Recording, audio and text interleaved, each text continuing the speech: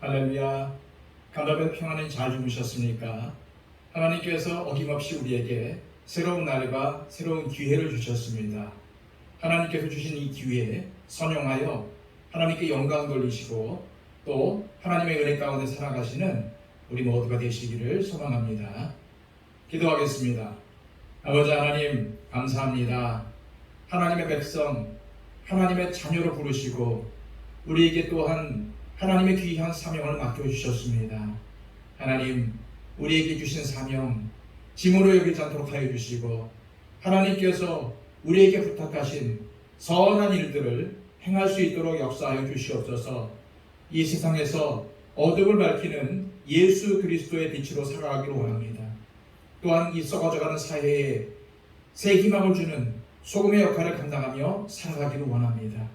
또 죽어가는 많은 사람들에게 예수 그리스도의 생명을 알리는 예수 그리스도의 향기로 또 예수 그리스도의 복음과 구원을 알리는 예수 그리스도의 편지로 살아갈 수 있도록 역사하여 주시옵소서. 우리의 힘으로는 감당할 수 없습니다. 우리에게 능력과 지혜를 허락하여 주셔서 하나님의 일들을 감당할 수 있도록 하여 주시고 또한 이 세상에서 많은 사람들에게 선한 영향력을 끼치며 살아갈 수 있도록 하나님 살아계심과 예수 그리스도의 사랑을 증거하며 살아갈 수 있도록 역사하여 주옵소서. 오늘 하루의 삶을 주님께 온전히 맡겨드리며 예수 그리스도의 이름으로 기도하옵나이다. 아멘. 다 함께 찬송가 524장 찬양 드립니다.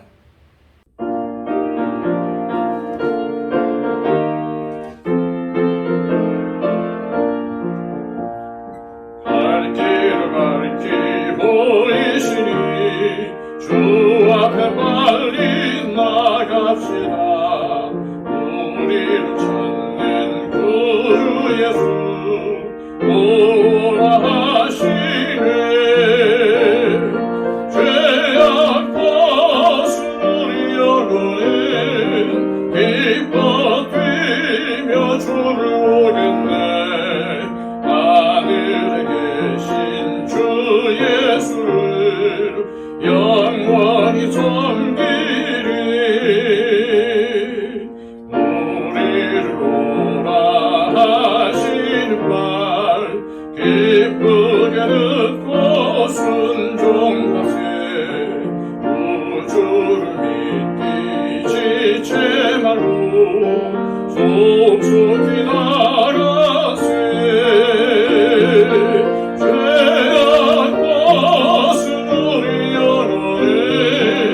기뻐 뛰며 주를 보겠네. 하늘에 계신 주 예수를 영원히 섬기리.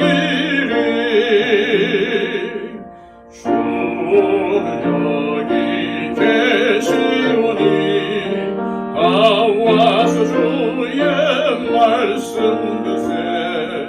듣기로 하며 생각하니 참 진리시로다.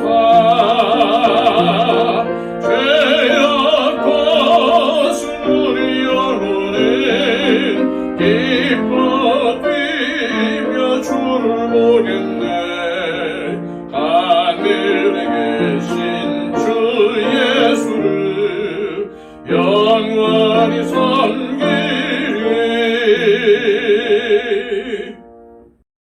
이 시간 우리에게 주시는 하나님의 복된 말씀은 신약성경 에베소서 5장 22절에서 33절까지의 말씀입니다. 신약성경 315쪽입니다. 아내들이여 자기 남편에게 복종하기를 주께 하듯 하라. 이는 남편이 아내의 머리됨이 그리스도께서 교회의 머리됨과 같음이니 그가 바로 몸의 구주시니라. 그러므로 교회가 그리스도에게 하듯 아내들도 범사에 자기 남편에게 복종할지니라. 남편들아 아내 사랑하기를 그리스도께서 교회를 사랑하시고 그 교회를 위하여 자신을 주심같이 하라. 이는 곧 물로 씻어 말씀으로 깨끗하게 하사 거룩하게 하시고 자기 앞에 영광스러운 교회로 세우사 티나 주름 잡힌 것이나 어떤 것들이 없이 거룩하고 흠이 없게 하려 하심이라. 이와 같이 남편들도 자기 아내 사랑하기를 자기 자신과 같이 할지니 자기 아내를 사랑하는 자는 자기를 사랑하는 것이라. 누구든지 언제나 자기 육체를 미워하지 않고 오직 양육하여 보호하기를 그리스도께서 교회에게 함과 같이 하나니 우리는 그 몸의 지체임이라. 그러므로 사람이 부모를 떠나 그의 아내와 합하여 그 둘이 한 육체가 될지니 이 비밀이 크도다. 나는 그리스도와 교회에 대하여 말하노라.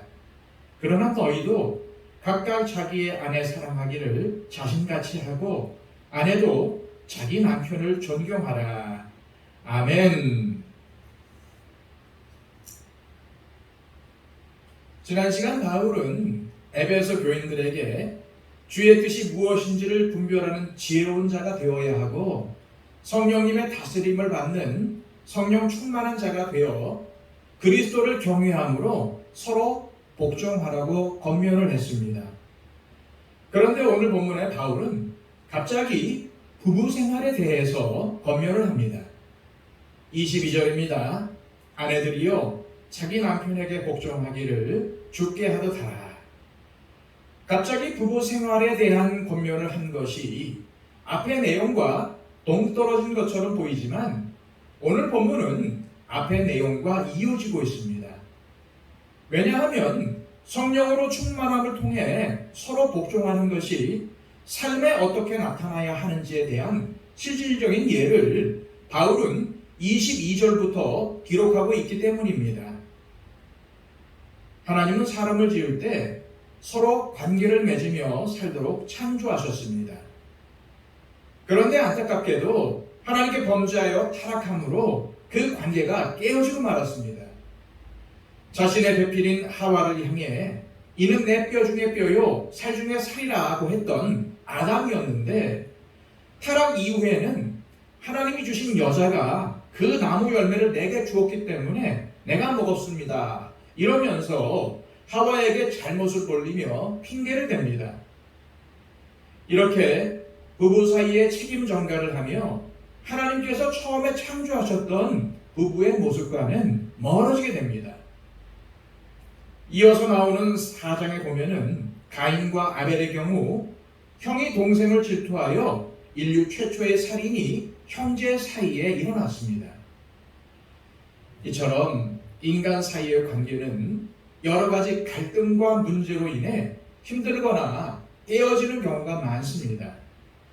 그런데 성령 충만함이 이렇게 깨지고 망가진 인간관계를 복구시켜주는 유일한 방법입니다. 갈라디아서 5장 16절에는 내가 이르노니 너희는 성령을 따라 행하라.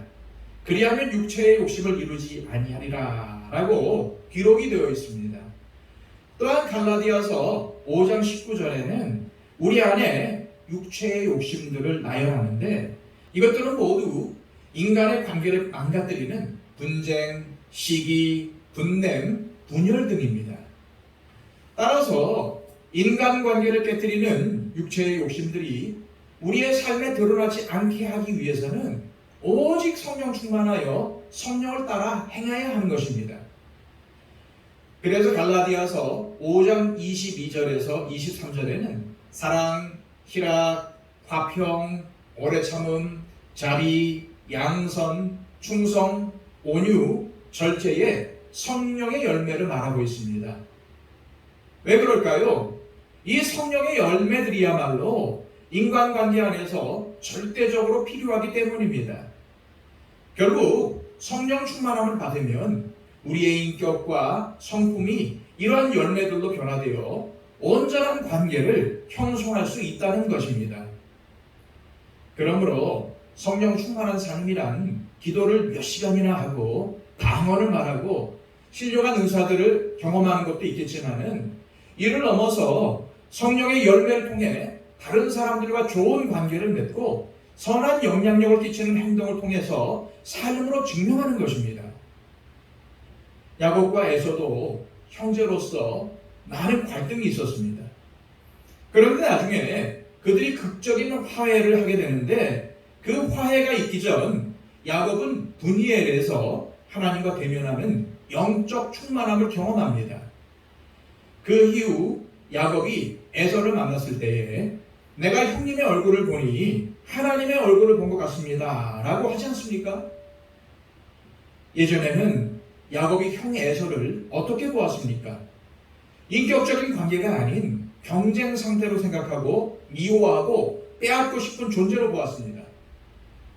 그러나 야곱이 하나님과 대면하는 영적인 충만함을 겪고 나니 야곱이 형을 바라보는 가치와 생각이 변화되었던 것입니다. 다른 사람들과의 관계가 깨지거나 다른 사람을 힘들게 하는 것을 대수롭지 않게 생각하는 사람들이 있습니다. 그러나 야곱이 하나님을 대면했던 것처럼 우리 안에 성령님께서 임하셔서 성령의 충만함으로 채워지면 나의 잘못이 무엇인지를 깨닫게 되고 상대방을 나의 가치가 아닌 하나님의 가치로 진실로 대할 수 있게 되는 것입니다. 이것이 바로 성령으로 충만하여 피차 복종하는 것입니다. 우리는 이런 관점으로 오늘 본문을 보아야 합니다.